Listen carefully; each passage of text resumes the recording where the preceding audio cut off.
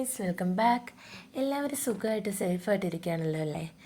ഇന്ന് നമ്മൾ കുറച്ച് ടൈം ഒന്ന് ഫ്രീ ആവാൻ വേണ്ടിയിട്ട് നമ്മുടെ കുട്ടികളുടെയും കൂടെ സന്തോഷം കണക്കിലെടുത്തുകൊണ്ട് നമ്മളൊന്ന് പാർക്കിലോട്ട് പോയി.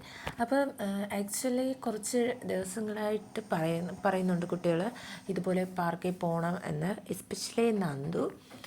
അപ്പോൾ പിന്നെ നമ്മളെല്ലാവരും ഫ്രീ ആയിട്ടുള്ള ഒരു ഡേ കണ്ടെത്തി നമ്മൾ എന്ത് ചെയ്തു, അന്ന് എന്തായാലും നമ്മൾ അങ്ങോട്ട് പോകാൻ തീരുമാനിച്ചു.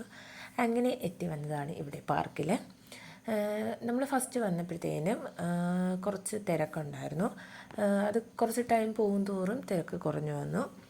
അപ്പോൾ പിന്നെ ഇത് ഫസ്റ്റ് ചേട്ടൻ ചാരൂസിനെയും കൊണ്ട് സ്ലൈഡിലെത്തിയതിന് ശേഷം അവൾ സത്യം പറഞ്ഞാൽ സ്ലൈഡിലൊന്നും ഇതുവരെയും കയറിയിട്ടില്ല. അവൾക്ക് പേടിയാണ്. അവളാകെ ഊഞ്ഞാലിൽ മാത്രമാണ് കയറിയിട്ടുള്ളത്. അപ്പോൾ ചേട്ടൻ്റെ കയ്യിൽ വെച്ച് തന്നെ സ്ലൈഡിലിരുത്തി കുറച്ച് നേരം കളിപ്പിച്ചു.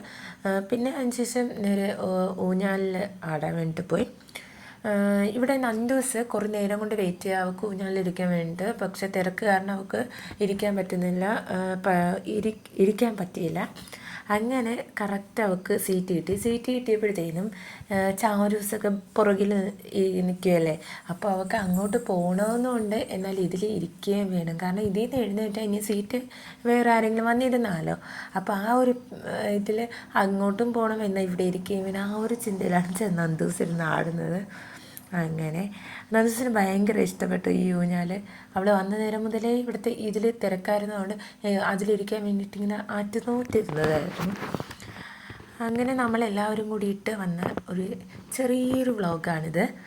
പിന്നെ നമ്മൾ പോയപ്പോഴത്തേനും ഫുഡൊക്കെ കഴിച്ചിട്ടാണ് പോയത്. ഒന്നിൻ്റെയും വീഡിയോസ് ഞാൻ എടുത്തില്ല.